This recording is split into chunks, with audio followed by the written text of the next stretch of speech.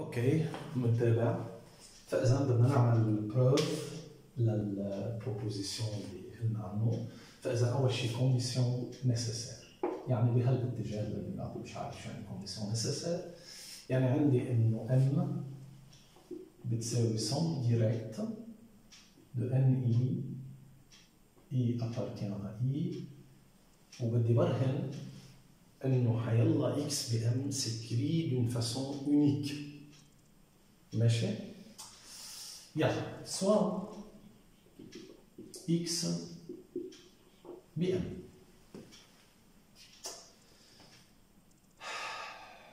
اوكي؟ أنا هلا طبعا بما انه الام بيساوي somme direct لان I، يعني il existe I1, I2, IS appartient à I tel que x بيساوي xi1 plus xi2 plus xis avec xit appartient à nit t entre 1 ts. ماشي؟ بدنا نبرهن انه هالكريتير هو يونيك. هالكريتير هو يونيك.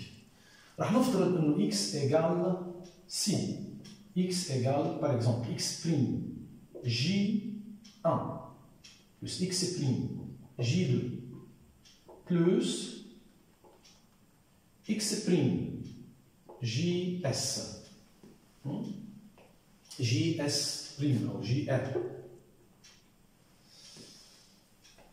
هلا لحتى نبرهن انه الكريتير هو يونيك بدنا نبرهن انه هودي دو فاميل هن نفسهم. لذلك رح افترض انا انه الاكس اي تي ديفيرون دو زيرو والاكس بريم جي تي ديفيرون دو زيرو، لانه هو بلس زيرو قد ما بدكم يعني اوكي. فاذا بينكتب الاكس على شكل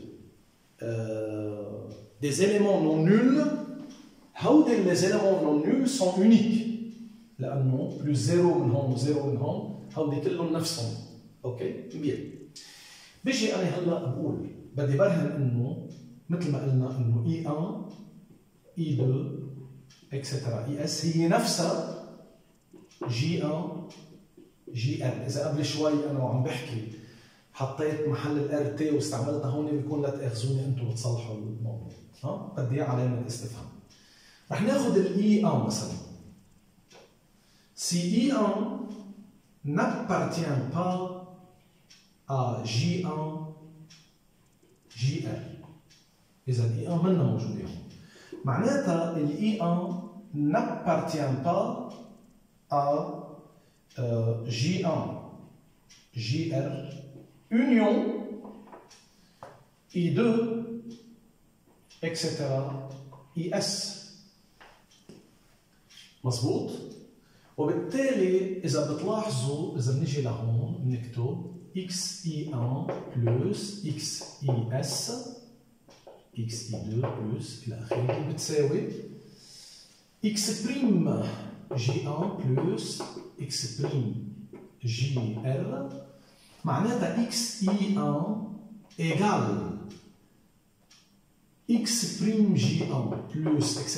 plus X prime JR moins XI2 moins XI3 moins etc. moins XIS. فإذا انتبهوا لي منيح، XI1 appartient à NI1 inter somme de NJ J différent de I1. شو رايكم بحكي؟ لأنه I1 منا موجودة بكل هول بكل هودي. Et ceci implique xi1 égale à 0 contradiction. لأنه نحن افترضناهم هودي différents de 0. De la même manière, je démontre de même, donc فإذا donc الاستنتاج إنه xi1 appartient على J1 etc. JR. De même, on démontre بنفس الطريقة on démontre que IT appartient على ال J1 لعند ال GR quel que soit T بين 1 و S. فإذا I1 لعند IS inclut ال J1 لعند ال GR. Inversement, je démontre de la même manière que J1 لعند GR de même كمان رح تكون inclus ب I1 لعند IS. هودي الاثنين بيعطوني انه I1 لعند IS هي بذاتها ال J1 لعند GR. فإذا هودي اللي هون صاروا هن بذاتهم. اوكي؟ طيب يعني صارت، انتبهوا لي منيح هلا شو بدي احكي.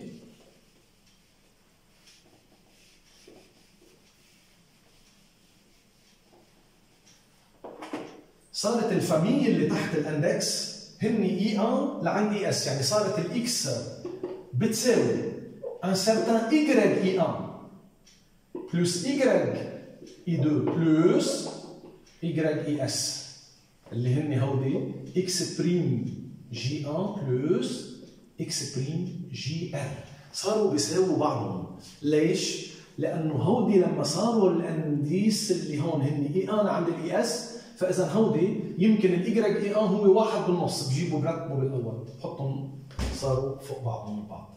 هلا لاحظوا شو رح بعمل.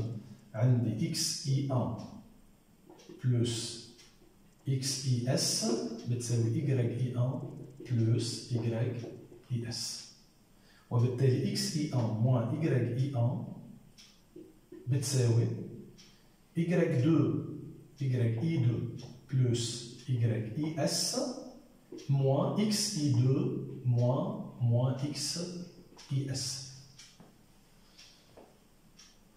وهذا صار موجود ب NI1 بنفس الطريقة intersection la somme de NJ J différent de I1 اللي هو 0. معناتها xi1 بتساوي xi1 بتساوي y1. De même, on démontre que xit égale yit. وبالتالي الكريتير اللي انا شايفه هون هو بذاته رح شوفه هون. Donc le critère de x comme somme des éléments dans NI est unique. يا ترى واضح؟ ماشي؟ فإذا أنا لما بكتب حيلا إليمون ما فيني أكتبه إلا يعني أنا وقت اللي بطلع إذا كلياتهم هودي زيرو كلياتهم هودي زيرو، فإذا الكريتير للإكس هو يونيك. إذا في هون des éléments non nuls بحطهم وهون des éléments non nuls بحطهم. مش معقول يكون في هون des éléments non nuls وكلهم هون نول، لأنه بصير الإكس زيرو. إذا الإكس زيرو وفي نون نول في واحد مثلا تخيلوا انه الاكس يكون زيرو وهودي مش زيرو مثلا، ساعتها هذا بصير بي 1 وبالصم الثاني اللي ما في اي 1 يعني بالانترسكشن يعني بصير نول. واضح كيف عم يعني احنا بيهمنا انه الكريتير يونيك للاليمون اللي هن نول، واذا كان نول فهو الاليمون زيرو. اوكي واضح؟ هذا الكونديسيون نيسيسير. كونديسيون سوفيزونت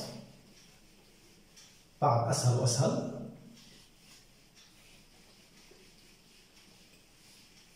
انه اكس سكري بمانيير يونيك بدنا نبرهن بهالاتجاه، يعني كونديسيون سوفيزونت بدنا نمشي بهالاتجاه. il faut démontrer que انه والله بهذا الاتجاه نحن قادرين انه نمشي. اذا اكس سكري دون مانيير يونيك يعني كل ان اي انتر الصم الثاني بيعطيني زيرو. اتفقت انا وياكم؟ ليش؟ لانه لاحظوا اذا باخذ فاذا انا عندي تريفيالمون ان ايجال صم دو ان اي. ليش؟ لانه كل اكس سكري سو لا فورم دون صم ويونيك. سكري سو لا فورم دون صم معناتها عندي هيك تريفيال، هذا اللي انا بحبه. اوكي هلا بدي برهن انه سوا I appartient à I. بدي بالهم انه NI enter somme de NJ, J différent de I égale 0, soit X بNI enter somme de NJ. بدي بالهم انه هالإكس إيجال على 0. ليكو شو رح اكتب؟ رح اكتب انه إكس إيجال، انتبهوا منيح، قبل إكس إيجال، بما انه إكس appartient, J طبعا différent de I هون X appartient à la somme de NJ, J différent de I, معناتها il existe I1, etc. IS, كلهم différents de I, tel que X égale XI1 plus XI2 plus XIS, où XIT appartient à NIT. Ok. كلهم différents de I. ماشي. الإكس كمان ب NI. طيب ليكو شو رح اعمل؟ رح اكتب الإكس بيساوي 0 زائد XI1 plus XI2 plus XIS. اوكي. وبنفس الوقت بيساوي X plus 0 plus 0 plus 0.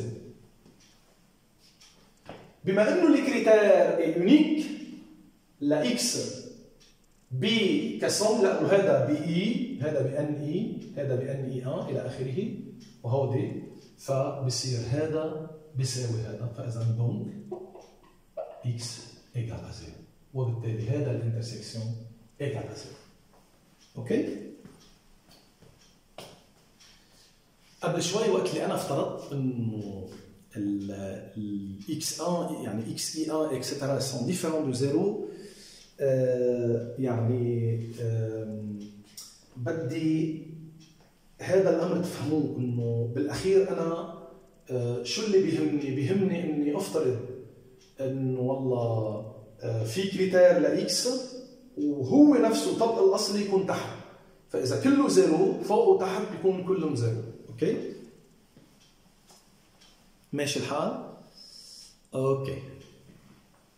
طيب فاذا صار عندي بالنسبه لنا هلا سون ديريكت يعني كريتير يونيك، بكتب بكريتير يونيك.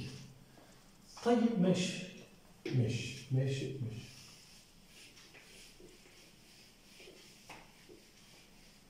في شغله كنت بدي اقول لكم اياها بالبروميير تيوريم ديزومورفيزم. ريمارك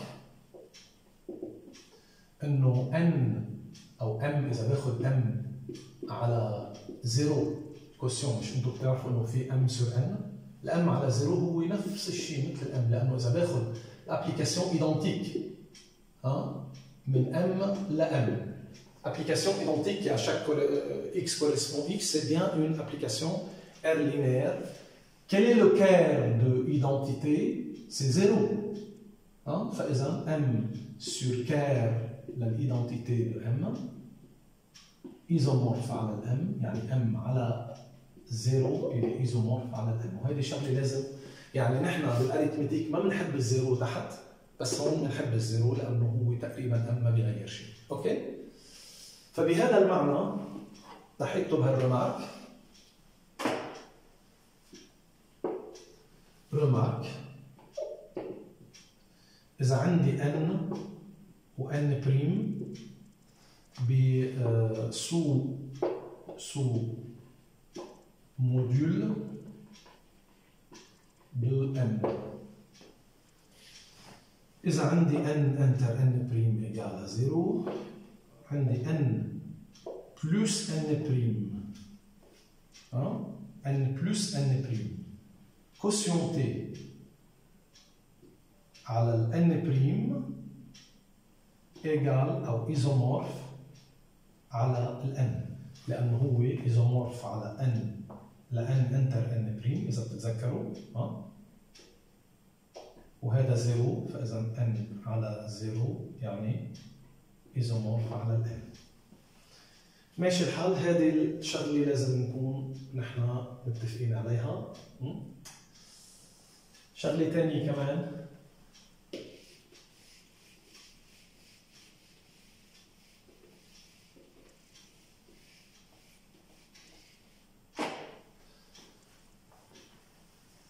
إنه إذا كانت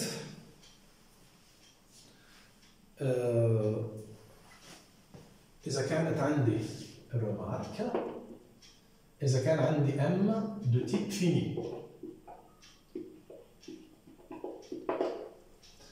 وكان عندي N facteur نسميه facteur direct de M. شو بنقصد بفacteur direct؟ شو معناتها هي؟ يعني M égale N plus son direct, un certain N'. Alors dans ce cas-là, N est de type fini. Eh bien pourquoi لأنه لاحظوا M sur N' il est isomorphe على N يعني هو بيساوي N plus N' على N' اللي هو مثل ما اتفقنا isomorphe على N. فإذا هذا isomorphe على N. إذا هذا de type fini يعني هذا de type fini يعني N il est de type fini. فإذا un sous-module d'un R-module de type fini n'est pas nécessairement de type fini, mais un facteur direct de M il est de type fini. Ok? Bien.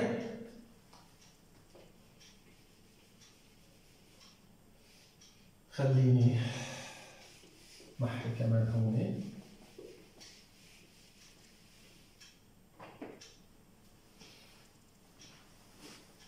شو معناتها produit d'une famille, produit direct d'une famille de MI. خليني احط الديفينيسيون وخلص منه. فاذا 4 je ne sais pas 4 définitions رح ناخذ MI I donc I بنسميها une famille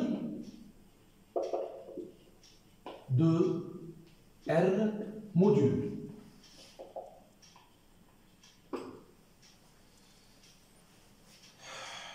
Le produit direct de la famille MI IBI noté par de MI, un produit بالمقلوب égale l'ensemble des suites XI, I appartenant à I, telles que le cardinal de JBI tel que XI, XJ, enfin différent de 0, est fini. بنقول عنها suite de support fini. فهمنا؟ يعني عندي tel que هون XI بMI une suite telle que chaque XI dans MI بحيث انه كلهم بيكونوا زيرو الا مجموعه فيني. OK? Simplement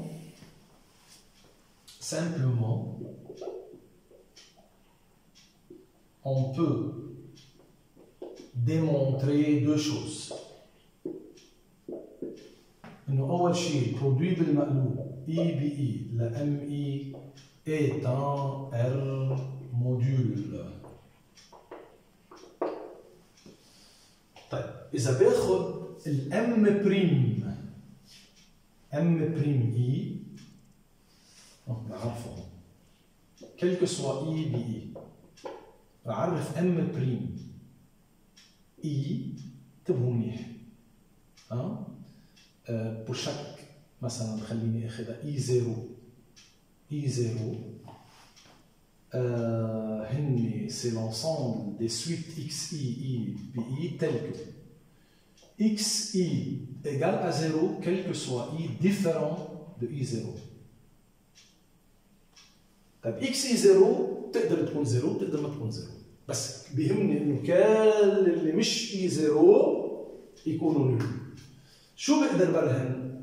هذا اذا بسميه ام فيني برهن بسهوله انه ام سي لا سوم ديريكت دي ام بريم اي ابارتمون. لما كل اليمون هون كيف شكله؟ شكله suite dont ceux qui sont différents de 0 sont finis. يعني هو واحد مع الكل 0 زائد واحد مع الكل 0 زائد واحد مع الكل 0. لأنه هون البرودوي وقت اللي بقول إنه هي السويت فبقول إنه هذه الار موديول بالنسبة لأي دواء، يعني اكس اي بي اي زائد اكس بريم اي بي اي بيساوي اكس بلس اكس اي بلس اكس بريم اي بي اي، والفا ضرب اكس اي بي اي بتساوي الفا اكس اي بي اي. متفقين؟ واضح؟ اوكي. فاذا هودي اذا صادفتوهم باي مطرح لازم يكونوا واضحين ومفيدين، ورجاء اذا في اي التباس اي شيء مش واضح اسالوني عنهم، لانه هودي هن نفس الشيء لما اخذنا الاكس دي زيكس الاكس دي زيغريك الاكس دي زد وقلنا انه الاسباس اكليديان ما هو الا R3، يعني عم نعمل برودوي. طيب بعدين شفتوا انتم عرفتوا لي اسباس فيكتوريال دو ديمونسيون ان Rn، قلنا انه هو ايزومورف Rn. بعد شوي دو ديمونسيون انفيني قلنا Rn، يعني هن l'ensemble des suites. بس هون بالالجبر نحن بناخذ les suites à support fini et on peut démontrer tout cela. Bien. ماشي الحال؟ كل شيء تمام؟ اوكي. هلا بطبيعة الحال في عندي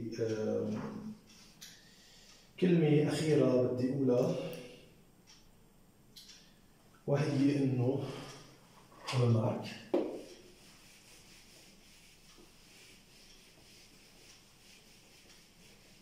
إذا أنا موجود، إذا عندي فإذا برومارك عندي اف من ام لام بريم. إذا أخذت مثلا شو بعرفني لنفترض سم ديريكت، فإذا رح آخذ ان اي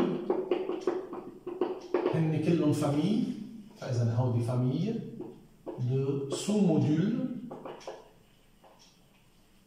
دو ام، بحيث انه كل ان اي انتر سم دو ان جي ديفيرون اي ايجال ا 0. رح اخذ السم ديريكت لكل الان اي ابارتيان ا اي، رح سميه ان. هذا سي ان سو موديول دو ام. اوكي. الاف انتبهوا منيح شو بدي احكي. اف دو ان هو اف لا سوم ديريكت دو ان اي ايجال سوم دو اف دو ان اي. ما بيساوي بالضروره سوم ديريكت. امتى بيساوي سوم ديريكت؟ سي اف اي انجكتيف. بهالحاله هي اف دو ان تطلع بتساوي سوم ديريكت اي بي اي لا اف de NI. Je vous laisse ça comme titre d'exercice. شوفوا لي اياها لحتى لي انه ليش وقت اللي بتكون انجكتيف لازم تطلع بهذا الشكل. اتفقت انا وياكم؟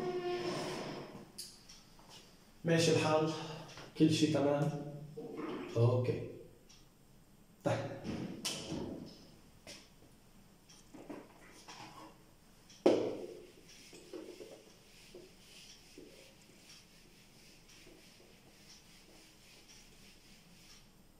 هلا نحن لنفوت على الموديول ليبر، بس رح اعطيكم كلكو ديفينيسيون لانه ليبر بيرجع بيذكرنا بالاسباس فيكتوريال، يعني بيكون عنده باز، يعني بيكون عنده بارتي ليبر وبنفس الوقت هي جنراتريس. لحتى نروح بهالاتجاه لازم نعرف او نميز بشكل اساسي les éléments d'un R module.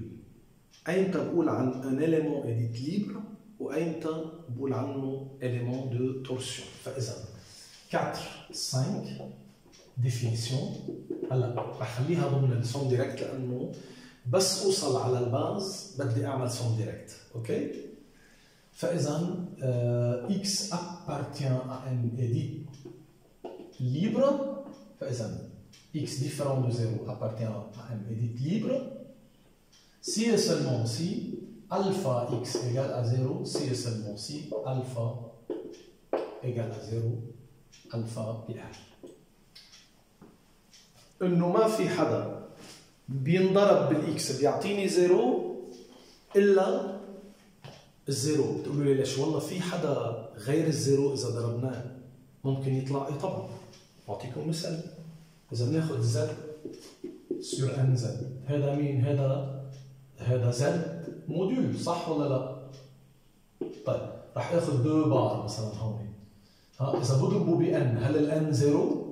الان مثلا 113 لنفترض، منا زيرو، ان ديفرون زيرو. اذا بضربها بيطلع 2 ان بار بتساوي زيرو. فاذا الدو بار هون منه ليبر. شو بنقول عنه بهالحاله هاي؟ بنقول عنه si x n'est pas libre, alors x est dit élément de torsion dans M. نقول عنه élément de torsion dans M. طيب خلينا نيجي هلا نحن نعطي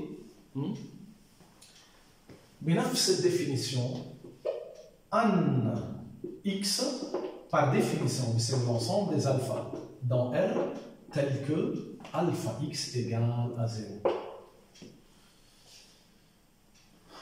Devoir à la maison. بدي اعطيكم devoir à la maison. فرهنوا لي انه ان x est un idéal